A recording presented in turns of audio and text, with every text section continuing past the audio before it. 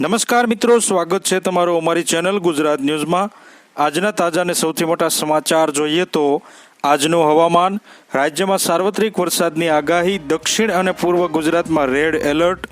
હવામાન વિભાગની આગાહી અનુસાર આગામી 3 દિવસ રાજ્યમાં સાર્વત્રિક વરસાદની શક્યતા છે, જે મુજબ 28 અને 29 મેના રોજ સૌરાષ્ટ્ર અને કચ્છમાં ભારે વરસાદ વરસી શકે છે। હવામાન વિભાગે સાબરકાંઠા, અરવલ્લી, મહીસાગર, દાહોદ, પંચમહાલમાં ઓરેન્જ એલર્ટ આપ્યું છે, તો સુરેન્દ્રનગર, રાજકોટ, બોટાદ, અમરેલી, ભાવનગરમાં વરસાદનું ઓરેન્જ એલર્ટ આપવામાં આવ્યું છે, તો અમદાવાદ અને ગાંધીનગરમાં ગાજવીજ સાથે વરસાદની શક્યતા વ્યક્ત કરાઈ છે।